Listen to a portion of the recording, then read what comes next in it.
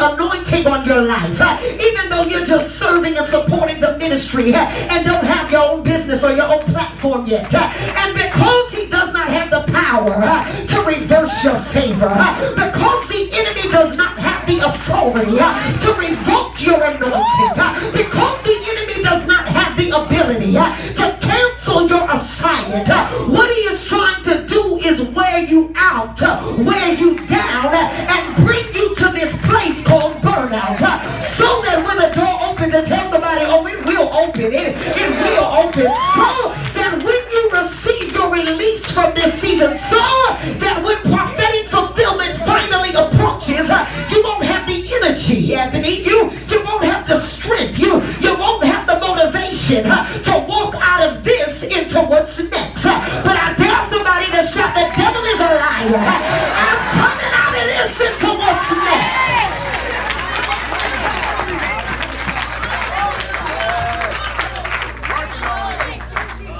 You need strength to transition. That's what he's trying to strip you of, your strength. No matter how close it is, you can be literally at the door. If you don't got no strength to roll, crawl, or walk, you won't get there.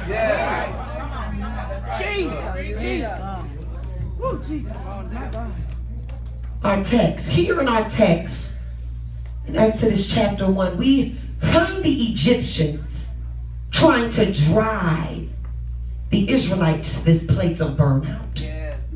The Bible tells us in Exodus 1 that after Joseph dies, the children of Israel, his descendants, increase in number, and a new king comes on the scene that does not know anything about Joseph or what he did for Egypt.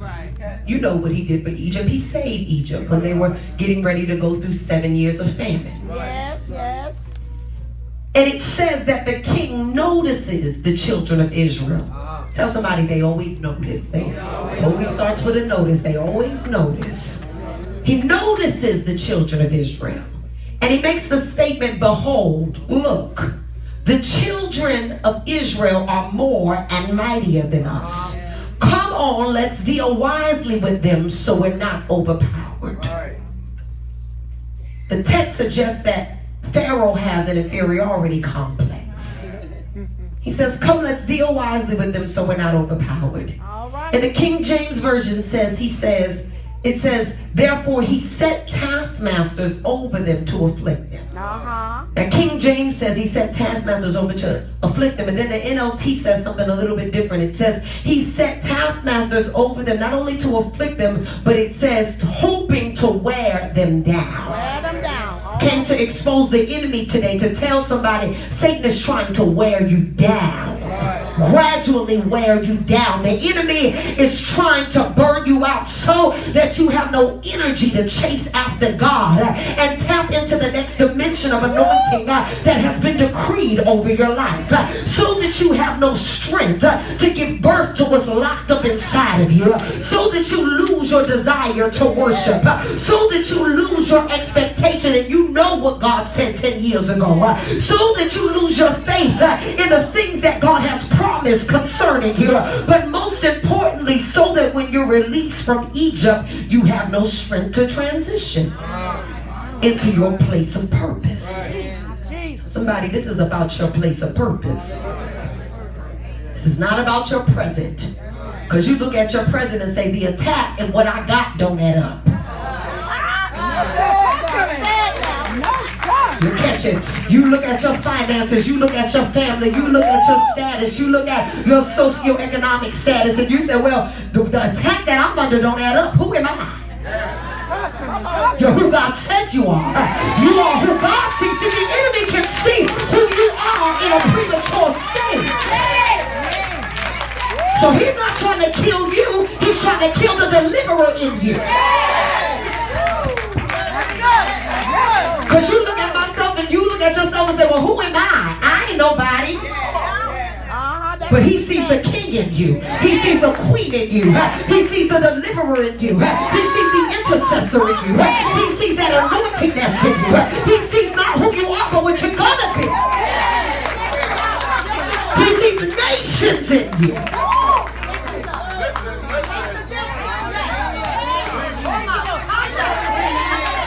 he sees it in you, even when you don't see it in you. It's a shame how the enemy can see more in us than we can see in us.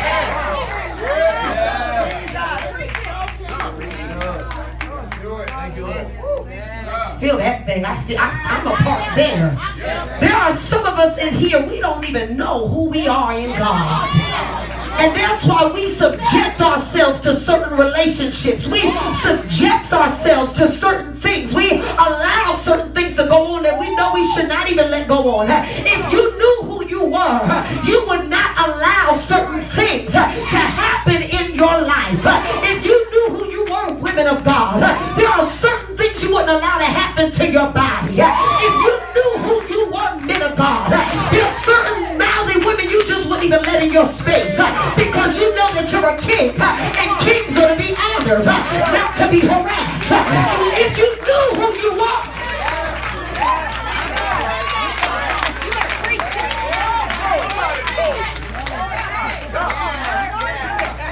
if you knew who you were, the head and not the tail, above and not beneath, a lender and a borrower, I'm not a borrower. You are who God anointed you to be. I am the seed of Abraham. I bless you, make your name great, give you and your descendants territory.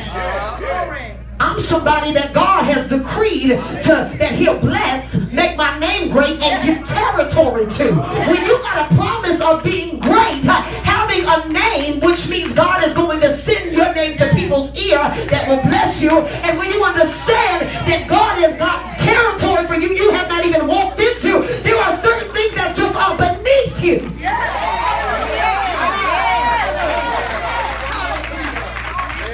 Gotta stop giving the enemy access.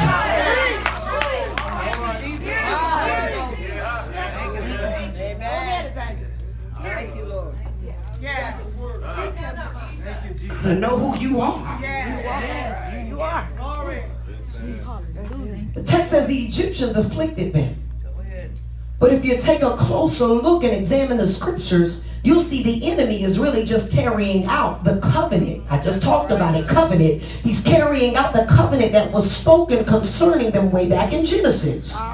For in addition to that word where he gave Abraham, he said, I'll bless you, make your name great, give you and your descendants the land of Canaan. He also told Abraham, your seed shall be a stranger in a land that is not theirs. And they shall serve them, and they shall be afflicted for 400 years. But after 400 years, they shall come out with great substance. They shall come out with great possession. Yes. Yes. Jesus. Which tells us that even though the enemy is torturing them, even though the enemy is mistreating them, even though the enemy is afflicting them, God has ordered their affliction. Good God Almighty, look at somebody and say, God has ordered my affliction. I can sleep a little bit lighter when I understand that you ain't doing that thing to me. But God has ordered my affliction. Oh, the enemy thought that he was messing with your money. He thought that he was messing with your marriage. He thought that he was messing with things around you, your job. But when I understand that it's not the enemy, but God has ordered the enemy. He's contracted the enemy to carry out his purpose concerning my life. Then I can sleep a little bit better. Because the enemy thinks it's him, but it's God behind it. The Bible says they put taskmasters over them, hoping to wear them down, hoping to afflict them. But the Bible declares the more they were afflicted, the greater they grew. Can I tell you something? God is growing you in affliction. You're looking at your situation as entrapment. You're looking at the place that you're in as pointless. You're looking at what you're in as a place that you cannot advance in. You're looking at it as a place of disappointment when really it is the atmosphere. Really it is the environment. Really it is the situation. Really it is the soil you've been placed in to grow. For the Bible declares tribulation worketh patience, and patience produces experience, which is growth, which is maturity. I came to tell 15 today that God is maturing you in affliction for your next season. God is growing you in pain for your purpose.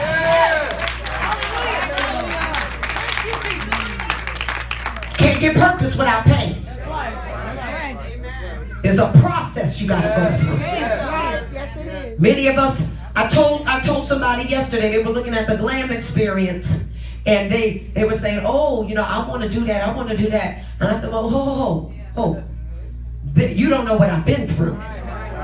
You don't know the nights I cried. You don't, while everybody was at the movies, I was on my face fasting. You don't understand. I said, you don't just get up here and be great. People just want to one day wake up and be great. You don't just get up and be great. I was shut in with no food, no TV, no nothing in a hotel for 2 days before the glam experience. Praying for hours. 48 hours of prayer. You have to understand, just because you see people flowing in a certain anointing, you have to understand that there's something behind that anointing that they had to go through. You don't know the demons I got to fight on a daily basis to keep my sanity.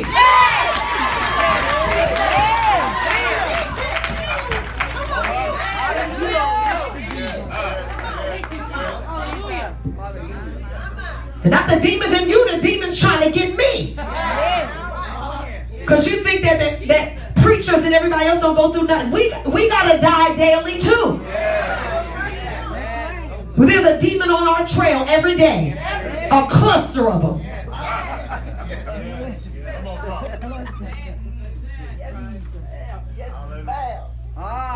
You better fight on them. It's a war.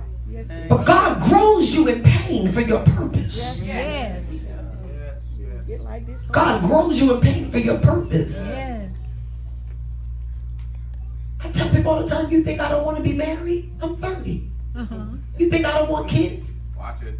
But when there's an assignment on your life, when there's a call on your life, when people's salvation is attached to you, you got to go with what God has for you.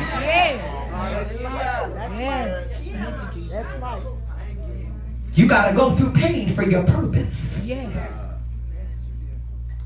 One of my psychology classes, my teacher showed us a video of how African mothers, they just take their infants in the air and they start shaking them and holding them in the ear by one arm, and they just keep shaking them. And in spite of their baby's tears, in spite of their baby's cry, in spite of their baby's uncomfortableness, that mothers keep on shaking them because they believe in African culture that it's causing their baby's bones to grow. What is the application? God has been shaking some of you. God has been pulling on some of you. God has been inflicting pain on some of you. God has been allowing some of you to cry at night so that you can grow and go. Look at somebody and say, neighbor, grow and go.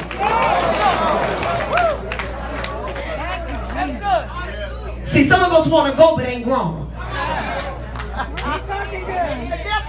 Some of us want to move to our next level. We want to move to our next season. We want to go to the next phase. We want to move into our purpose, but we still the same person. Still impatient. Still easily offended. Still hot-headed and don't listen. Still childish. Still rude and nasty. Still anointed but can't control that tongue. We're still the same person. One of the prophetess yesterday said something real key. She said, some of y'all been fighting the same devils for 20 years. Trying to get free from the same thing for 20 years. You got to grow. What that really suggests is that for 20 years, some people have not even grown. That's right. What you don't realize is God is not going to release you. You're going to be dealing with the same thing every day. He's not healing you. He's not taking the weight off of you or the pressure off of you or shifting or changing you or letting you go until you grow. There is no greater without growth. Listen, you could shout, turn around, sow a seed, and sit back down. And you'll realize when you sit back down, you're still broke, you're still broken, and you're still the same person. Why would God give greater to someone that does not want to become greater? See, we want to get greater, but on the inside, we don't want to be greater. That's human thinking. Oh, I want God to give me greater in finance, greater in a job, greater in position, but I don't want my character to become greater. I don't want to go higher in my spirit, man.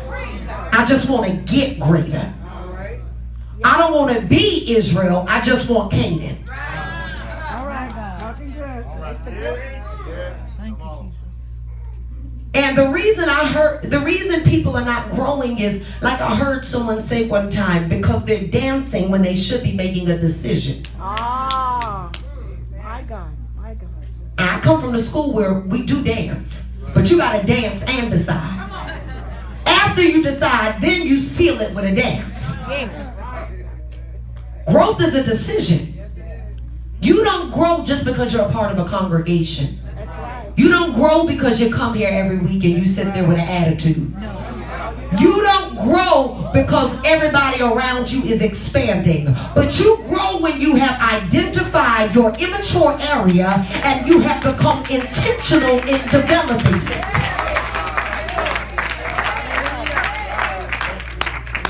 Ain't no point in coming if you just going to sleep and just look and have an attitude. You got to open your spirit. You got to be ready to receive. You got to listen and then apply. When I come here, I'm coming for understanding. I'm coming so that I can be enlightened. I'm coming so he can shine the light on the areas, so he can expose the areas that I need to go higher in my life. You've got to be intentional. Care how many times you come to the altar and cry and have a wonderful emotional experience. You have to be intentional about that thing. I can say all day that I want to lose weight, but if I don't change what I get at the grocery store, and if I don't not only join somebody's gym, because some of y'all here got gym memberships and ain't been the whole year. Come on, tell the truth up in here. Me too. Actually go to the gym. Change your eating. Change your appetite. And then actually go and work out some things. Once you do that, then you're a candidate for growth. You know, I was born in church. And you know when you get to the altar whether or not you're yielded. Yes. Oh, yeah. That's right. You know. Before you even get up here, you know whether or not, okay, I'm doing this, that, and that. Do I want to stop today? It's real. I was telling them yesterday about how in 2006 I got for real delivered. I don't know what they call in deliverance, and you go back to it tomorrow. But I got delivered for real. I was in a situation where the enemy really had my mind. It was under a Jezebel spirit, and I couldn't get free. And I didn't want to get free. See, there's a difference between can't get free and then don't want to get free. I couldn't get free and didn't want to get free. But the word of God came forth, and it convict my spirit. And you know when conviction comes, sometimes your exit comes and you turn the other way. You know, God opens a window for you to be free. And then you say, well, you know what, I'm going to just stay for a little while longer. When the word of God was preached, I said in my spirit, I said, I can't live like this another day. One, I'm going to go to hell. That's just the truth. I'm going to go to hell. And then on earth, I'm not going to get heaven. Because there's a part of heaven you can touch on earth. When you touch God, that's one manifestation of heaven. There's a certain presence that makes it feel like heaven on earth. And then there's a certain level of wealth you can tap to on earth. That's right. On streets of gold. There's a certain level of wealth you can tap into on earth when you're in a certain place. I said, God, I can't live like this. So I at my seat while they was going forth, I said, all right, do I want to be delivered? I I need to be delivered, but do I want to be delivered? And I said, God, I want to be delivered. I said, if you make an accident, I said, God, I'm going to go to this altar. And when I get to this altar, let the right person get me, because you got to have the right person. Everybody is not anointed to talk into your situation. Everybody is not anointed to lay hands on you. Glory to God. I said, God, when I get to this altar, let whoever get me got the power to break some stuff up off me. I said, God, and if I feel the shackle come, God, if I feel the shackle come off, if I feel the anointing come on me, if I feel that thing break in the spirit, I promise you today, I'll never go back. I tell you, that was 2006. 10 years later, I ain't never been back. I ain't never been back to that situation. I've never been back to that person. I've never been back to that city. I've never been back to that house.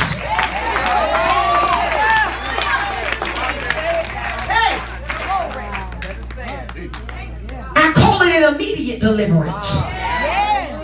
There are some people that got to go through a process of deliverance, but then there are certain anointings and certain powers that fill the temple where I don't got to go through no 12-step process. I don't have to go through no counseling. There's an immediate deliverance, and the chains, the shackles come right off me. The Bible declares in Acts 16 that when Paul and Silas prayed unto the Lord, immediately there was a sound of a mighty rushing wind that shook the foundation.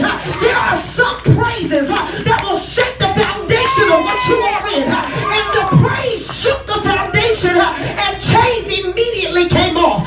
Didn't nobody got to get the key, but they fell off. And when you get to that place of yielding in your spirit, there are some things where you don't need nobody, but under the anointing they will fall off of you.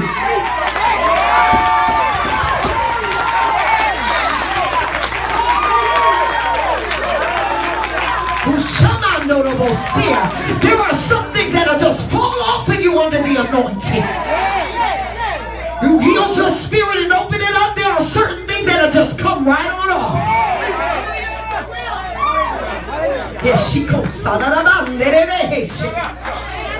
Certain things that'll just fall off for you. I feel the Holy Ghost even now. There are some things that need to fall off of some of you all up in here. Come on, stand to your feet wherever you are. I feel God right here. Just lift your hands where you are and give it to God in your seat.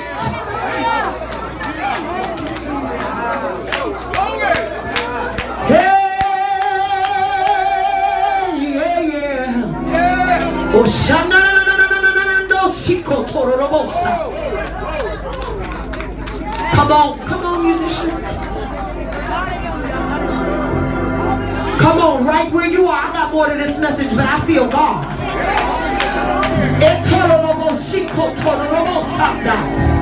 Come on, right where you are. You know what you're dealing with.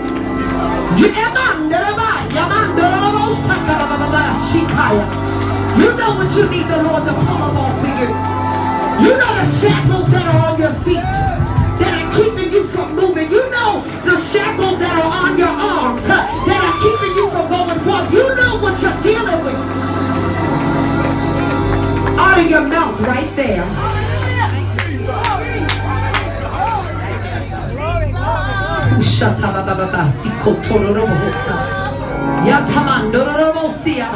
Come on, open your mouth right there.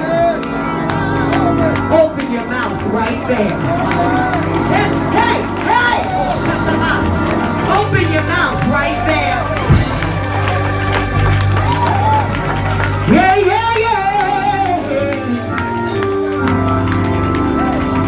Oh, shut up.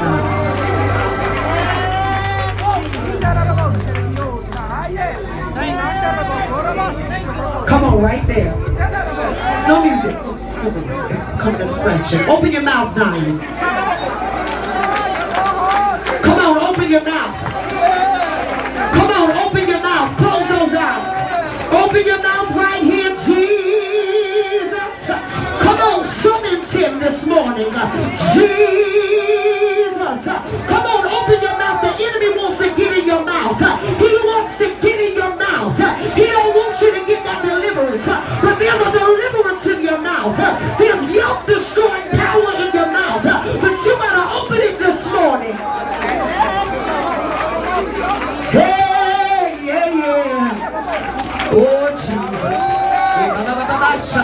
Oh, Jesus.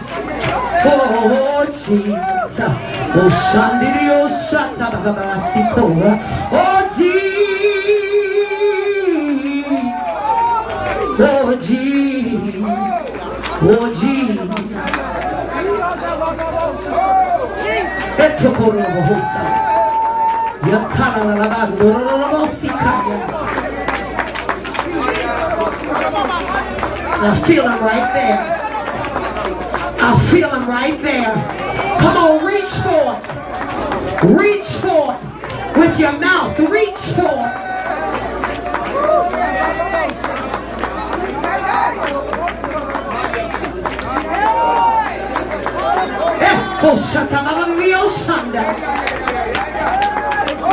You ought to